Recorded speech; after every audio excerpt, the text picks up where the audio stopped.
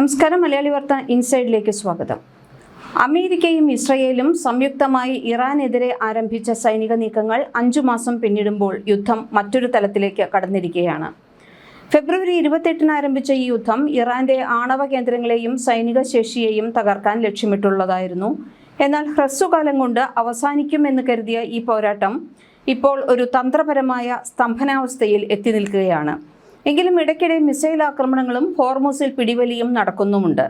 ഇപ്പോൾ Iran American സൈനിക കേന്ദ്രങ്ങൾക്കും Saudi എണ്ണ നിലയങ്ങൾക്കും നേരെ വ്യാപക ആക്രമണ ശ്രമങ്ങൾ നടത്തിയിരിക്കുകയാണ്. ചെങ്കടലിൽ ഹൂതികളെ ഇറക്കി അമേരിക്കയെ പ്രതിസന്ധിയിലാക്കാനാണ് ഇറാന്റെ പ്ലാൻ. ഹോർമുസിലാണെങ്കിൽ കൊതുകുപടയെ നിരത്തിയിരിക്കുന്നു. മോസ്കിറ്റോ ഫ്ലീസ് എന്ന ഇറാൻ ആക്രമണ ബോട്ടുകൾ അമേരിക്കയുടെ കപ്പലുകളെ അപേക്ഷിച്ച് വളരെ ചെറുതാണ്. കടലിൽ അവയെ കണ്ടെത്താൻ തന്നെ താരതമ്യേന ബുദ്ധിമുട്ടാണ്.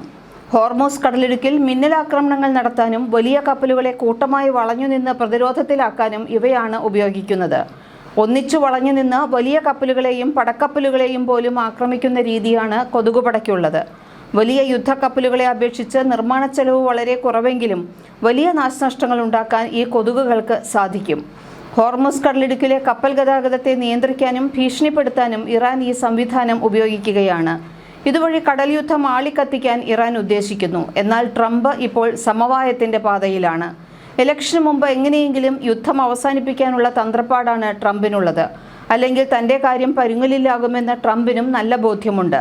എന്നാൽ US മാറിയാലും ഇറാനെ ഞങ്ങൾ തീർത്തോളാമെന്ന് നെതന്യാഹു പക്ഷം ആവർത്തിക്കുന്നു.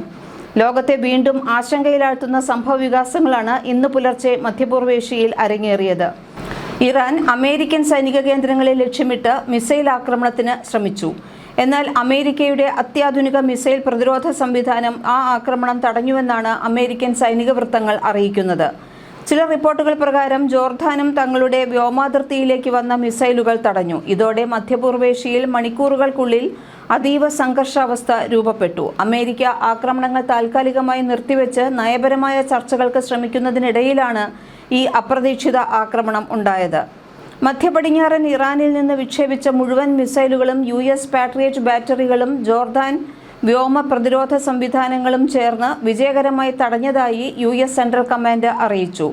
ആളപായമോ നാശനഷ്ടങ്ങളോ റിപ്പോർട്ട് ചെയ്തിട്ടില്ലെങ്കിലും മേഖലയിൽ അമേരിക്കൻ സേന ഉയർന്ന ജാഗ്രത തുടരുകയാണ്. അതേസമയം മിസൈലുകൾ പൂർണ്ണമായും തടഞ്ഞുവെന്ന US വാദം തള്ളിയ ഇറാൻ മാധ്യമങ്ങൾ ആക്രമണത്തിൽ പ്രത്യാഘാതങ്ങൾ ഉണ്ടായിട്ടുണ്ടെന്ന് സൂചിപ്പിച്ചു. ആക്രമണ ശ്രമത്തിന് പിന്നാലെ അമേരിക്ക കാത്തുനിന്നിട്ടൊന്നുമില്ല. സൗദി അറേബ്യയുമായി ചേർന്ന് ഇറാഖിലുള്ള ഇറാൻ അനുകൂല സായുധ സംഘങ്ങളുടെ താവളങ്ങൾ ലക്ഷ്യമിട്ട് വ്യോമാക്രമണം നടത്തി. ഡ്രോൺ കേന്ദ്രങ്ങൾ, ആയുധ സംഭരണശാലകൾ, മിസൈൽ ലോഞ്ച് കേന്ദ്രങ്ങൾ ഇവയെല്ലാം ലക്ഷ്യമിട്ടാണ് ആക്രമണമെന്നാണ് റിപ്പോർട്ടുകൾ. അമേരിക്കയുടെ സന്ദേശം വ്യക്തമാണ്. ഞങ്ങളുടെ സൈനികരെയും താവളങ്ങളെയും ആക്രമിച്ചാൽ അതിന് ശക്തമായ മറുപടിയുണ്ടാകും. ഇതിനിടെ സൗദിയിലെ എണ്ണ വ്യവസായ കേന്ദ്രങ്ങൾക്ക് നേരെ ഇറാഖ് കേന്ദ്രീകരിച്ച് പ്രവർത്തിക്കുന്ന ഇറാൻ അനുകൂല സായുധ സംഘങ്ങൾ നടത്തുന്ന ഡ്രോൺ ആക്രമണങ്ങൾക്ക് സൗദി അറേബ്യ ശക്തമായ തിരിച്ചടി നൽകിയിരിക്കുകയാണ്. US സെൻട്രൽ കമാൻഡുമായി ഏകോപിപ്പിച്ച് ഇറാഖിലെ ഇറാൻ അനുകൂല സായുധ കേന്ദ്രങ്ങളിൽ സൗദി സായുധ സേന പുലർച്ചെ കൃത്യമായ സൈനികാക്രമണം നടത്തിയെന്നാണ് സൗദി പ്രതിരോധ മന്ത്രാലയ വക്താവ് മേജർ ജനറൽ തുർക്കി അൽ മാലിക്കി വ്യക്തമാക്കിയത്. കിഴക്കൻ പ്രവിശ്യയിലെയും റിയാദിലെയും എണ്ണ കേന്ദ്രങ്ങൾ ലക്ഷ്യമിട്ട് തുടർച്ചയായി ഉണ്ടാകുന്ന ഭീകരാക്രമണങ്ങളെ സൗദി വിദേശകാര്യ മന്ത്രാലയം ശക്തമായി അപലപിച്ചു. സ്വന്തം പരമാധികാരവും സുരക്ഷയും സംരക്ഷിക്കാൻ ഉചിതമായ സമയത്തും സ്ഥലത്തും തിരിച്ചടിക്കാൻ സൗദിക്ക് അവകാശമുണ്ടെന്ന് വ്യക്തമാക്കിയ മന്ത്രാലയം സൗദിക്കെതിരായ ആക്രമണങ്ങൾക്ക് തങ്ങളുടെ മണ്ണ് വിട്ടുനിൽക്കില്ല എന്ന് ഉറപ്പാക്കാൻ ഇറാഖ് സർക്കാരിനോട് ആവശ്യപ്പെടുകയും ചെയ്തു. അതേസമയം അമേരിക്കയുമായുള്ള സൈനിക ഏറ്റുമുട്ടലിൽ ഇതുവരെ 350 സർക്കാർ ജീവനക്കാർ കൊല്ലപ്പെട്ടിട്ടുണ്ട് എന്ന് ഇറാൻ സർക്കാർ വക്താവ് ഫാത്തിമ മുഹാജറാനി സ്ഥിരീകരിച്ചു. US വ്യോമാക്രമണങ്ങളിൽ ബുഷഹർ വിമാനത്താവളത്തിന്റെ പ്രവർത്തനം തടസ്സപ്പെടുകയും പ്രധാന റോഡുകൾക്കും പാലങ്ങൾക്കും തുരങ്കങ്ങൾക്കും കേടുപാടുകൾ സംഭവിക്കുകയും ചെയ്തിട്ടുണ്ട്. കടുത്ത പ്രതികൂല കാലാവസ്ഥയെയും തകർന്ന അടിസ്ഥാന സൗകര്യങ്ങളെയും അതിജീവിച്ച് അതിർത്തികളിൽ സൈന്യം കർശന കാവൽ തുടരുകയാണെന്നും തകർന്ന റോഡുകളും പാലങ്ങളും പുനഃസ്ഥാപിക്കുന്നതിനാണ് സർക്കാർ പ്രഥമ പരിഗണന നൽകുന്നതെന്നും ഇറാൻ വക്താവ് പറഞ്ഞു. US-ന്റെ കൈവശം ആവശ്യത്തിലധികം ആയുധ ശേഖരമുണ്ടെന്നാണ് ട്രംപ് പറയുന്നത്. ആഭ്യന്തര മാധ്യമങ്ങളോടാണ് ട്രംപ് ഇങ്ങനെ പറഞ്ഞത്. സമാധാന കരാർ ലംഘിക്കപ്പെട്ട പശ്ചാത്തലത്തിൽ മധ്യസ്ഥർ വഴി തെഹ്റാനും വാഷിംഗ്ടണും തമ്മിൽ സന്ദേശങ്ങൾ കൈമാറുന്നുണ്ടെന്നാണ് ഇറാൻ വിദേശകാര്യ മന്ത്രാലയ വക്താവ് ഇസ്മയിൽ ബഗായി പറഞ്ഞിരുന്നത്. ഇതിനിടയിലാണ് വീണ്ടും അശാന്തിയുടെ വാർത്ത പുറത്തുവന്നത്. ഇതേസമയം ഇറാനെതിരെ സംയുക്ത സൈനിക നീക്കം ആരംഭിച്ച ശേഷം ട്രംപും ഇസ്രയേൽ പ്രധാനമന്ത്രി ബെഞ്ചമിൻ നെതന്യാഹുവും ആദ്യമായി കൂടിക്കാഴ്ച നടത്തി. അടച്ചിട്ട മുറിയിൽ 90 മിനിറ്റാണ് കൂടിക്കാഴ്ച നീണ്ടുനിന്നത്. ഇറാനിലെ യുദ്ധത്തിന്റെ ഭാവിയെക്കുറിച്ച് ചർച്ച ചെയ്തു എന്നാണ് വിവരം. ചർച്ചകൾ മികച്ചതായിരുന്നുവെന്ന് നെതന്യാഹു വിശേഷിപ്പിച്ചു. കൂടിക്കാഴ്ചയുടെ വിശദാംശങ്ങൾ നേതാക്കൾ പരസ്യപ്പെടുത്തിയില്ല.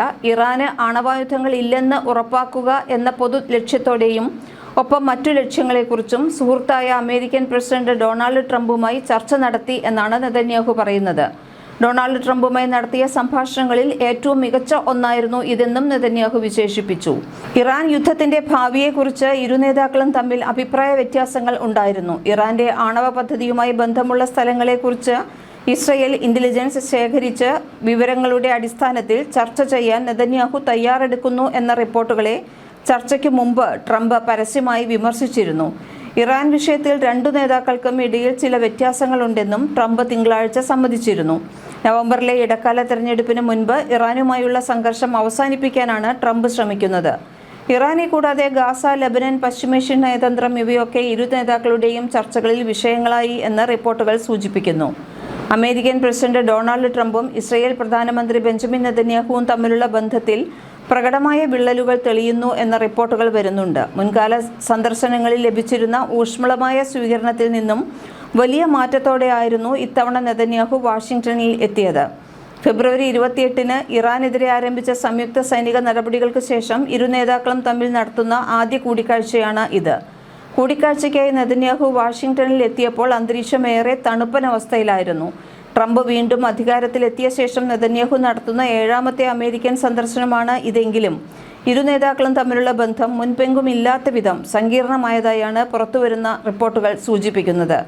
കൂടിക്കാഴ്ചയ്ക്ക് തൊട്ടു മുൻപ് ഫോക്സ് ന്യൂസിന് നൽകിയ അഭിമുഖത്തിൽ നെതന്യാഹുവിനോടുള്ള തന്റെ അതൃപ്തി ട്രംപ് പരസ്യമാക്കുകയും ചെയ്തു. ഇറാന്റെ പിക്കാക്സ് മൗണ്ടൻ ഭൂഗർഭ ആണവ നിലയം വീണ്ടും പുനർനിർമ്മിക്കുന്നു എന്ന ഇസ്രയേലിന്റെ രഹസ്യാന്വേഷണ വിവരങ്ങൾ നെതന്യാഹു മാധ്യമങ്ങളിലൂടെ പങ്കുവയ്ക്കുന്നതിനെക്കുറിച്ച ചോദ്യത്തിനോടായിരുന്നു ട്രംപിന്റെ രൂക്ഷമായ പ്രതികരണം. ആഴ്ചകളോളം നീണ്ട നയതന്ത്ര പരിശ്രമങ്ങൾക്കൊടുവിലാണ് നെതന്യാഹുവിന് വൈറ്റ് ഹൗസിലേക്ക് ക്ഷണം ലഭിച്ചത് തന്നെ. മാധ്യമങ്ങൾക്ക് പ്രവേശനമില്ലാതെ തികച്ചും രഹസ്യ സ്വഭാവത്തോടെയായിരുന്നു കൂടിക്കാഴ്ച സംഘടിപ്പിച്ചിരുന്നത്. സാധാരണ നയതന്ത്ര പ്രോട്ടോക്കോളുകളിൽ നിന്ന് വ്യത്യസ്തമായി വൈറ്റ് ഹൗസിന്റെ പാർശ്വ കവാടത്തിലൂടെയാണ് നെതന്യാഹു അകത്തു കയറിയത്. ഉഭയകക്ഷി ചർച്ചകളിൽ American vice president JD Vance, വിദേശകാര്യ സെക്രട്ടറി മാർക്കോ റൂബിയോ, പ്രതിരോധ സെക്രട്ടറി പീറ്റ് ഹെഗ്സെത്ത് എന്നിവരും പങ്കെടുത്തു. കൂടിക്കാഴ്ചയ്ക്ക് ശേഷം ഭിന്നമായ സന്ദേശങ്ങളാണ് ഇരുപക്ഷത്തു നിന്നും പുറത്തുവന്നത്. കൂടിക്കാഴ്ച മികച്ചതായിരുന്നു എന്ന് വൈറ്റ് ഹൗസ് വക്താവ് കരോലിൻ ലെവിറ്റ് സോഷ്യൽ മീഡിയ പ്ലാറ്റ്ഫോമായ എക്സിൽ കുറിച്ചപ്പോൾ തങ്ങൾ തമ്മിൽ നടന്ന ഏറ്റവും മികച്ച ചർച്ചകളിൽ ഒന്നാണിതെന്ന് നെതന്യാഹുവും പറഞ്ഞു. എന്നാൽ ഈ കൂടിക്കാഴ്ചയെക്കുറിച്ചോ ചർച്ച ചെയ്ത വിഷയങ്ങളെക്കുറിച്ചോ ട്രംപ് ഔദ്യോഗികമായി കൂടുതൽ പ്രതികരണങ്ങൾക്ക് തയ്യാറായിട്ടില്ല. മേഖലയിലെ സൈനിക നടപടികളിലും നയതന്ത്ര സമീപനങ്ങളിലും ഇരു നേതാക്കളും തമ്മിലുള്ള വിടവ് വർദ്ധിച്ചു വരുന്നതിന്റെ സൂചനയായാണ് വിദേശകാര്യ നിരീക്ഷകർ ട്രംപിന്റെ ഈ മൗനത്തെ വിലയിരുത്തുന്നത്. ഇതിനിടയിലാണ് യമനിലെ ഹൂതികൾ ഇറാന് പിന്തുണയുമായി ശക്തമായി രംഗപ്രവേശം ചെയ്യുന്നത്. ഈ ഇടപെടൽ യുദ്ധത്തെ ഒരു പ്രാദേശിക പ്രശ്നം എന്നതിൽ നിന്ന് ആഗോള സമുദ്ര സുരക്ഷാ പ്രതിസന്ധിയാക്കി മാറ്റിയിരിക്കുകയാണ്. ഹോർമുസ് കടലിടുക്കും ബാബുൽ മൻദബ് കടലിടുക്കും ഇറാൻ ഹോർമുസ് കടലിടുക്കിൽ ഭീഷണി ഉയർത്തുമ്പോൾ ഹൂതികൾ ചെങ്കടലിലെ ബാബുൽ മൻദബ് പാതയിലാണ് ആക്രമണം നടത്തുന്നത്. ലോകത്തെ ആകെ വാണിജ്യത്തിന്റെ 12% കടന്നുപോകുന്നത് ഈ ചെങ്കടൽ സൂയസ് കനാൽ വഴിയാണ്. ഹൂതികളുടെ ഡ്രോൺ മിസൈൽ ആക്രമണങ്ങൾ കാരണം പ്രധാന കപ്പൽ കമ്പനികളെല്ലാം ആഫ്രിക്കൻ വൻകര ചുറ്റി വളരെ ദൂരം സഞ്ചരിച്ചാണ് ഇപ്പോൾ യാത്ര ചെയ്യുന്നത്. ഇത് ചരക്കുകൂലി കുതിച്ചുയരാനും ആഗോളതലത്തിൽ വിലക്കയറ്റം ഉണ്ടാകുന്നതിനും കാരണമാകും. ഇസ്രയേൽ പ്രതിരോധ സേനയും അതീവ ജാഗ്രതയിൽ തന്നെയാണ്. ഗാസ, ലെബനൻ, സിറിയ, ഇറാൻ എന്നീ 4 ദിശകളിൽ നിന്നും ഭീഷണിയുള്ളതിനാൽ വ്യോമ പ്രതിരോധ സംവിധാനങ്ങൾ പൂർണ്ണ സജ്ജമാണ്. ആവശ്യമെങ്കിൽ മുൻകൈയെടുത്ത് ആക്രമണം നടത്താനും ഇസ്രയേൽ തയ്യാറാണെന്നാണ് വിലയിരുത്തൽ. ലോകം ഇപ്പോൾ ഭയപ്പെടുന്നത് മറ്റൊരു കാര്യത്തെയും കുറിച്ചാണ്. ഹോർമുസ് കടലിടുക്കിലൂടെ ലോകത്തിലെ വലിയൊരു ശതമാനം എണ്ണയാണ് കടന്നുപോകുന്നത്. സംഘർഷം രൂക്ഷമായാൽ എണ്ണവില കുതിച്ചുയരാം, ഇന്ധനവില വർദ്ധിക്കാം. ലോക സമ്പദ് വ്യവസ്ഥയ്ക്ക് വലിയ തിരിച്ചടിയാകാം. ഇന്ത്യ ഉൾപ്പെടെയുള്ള എണ്ണ ഇറക്കുമതി രാജ്യങ്ങൾക്കും ഇത് വലിയ വെല്ലുവിളിയാകും. മലയാളി വാർത്ത, ഇൻസൈഡ്.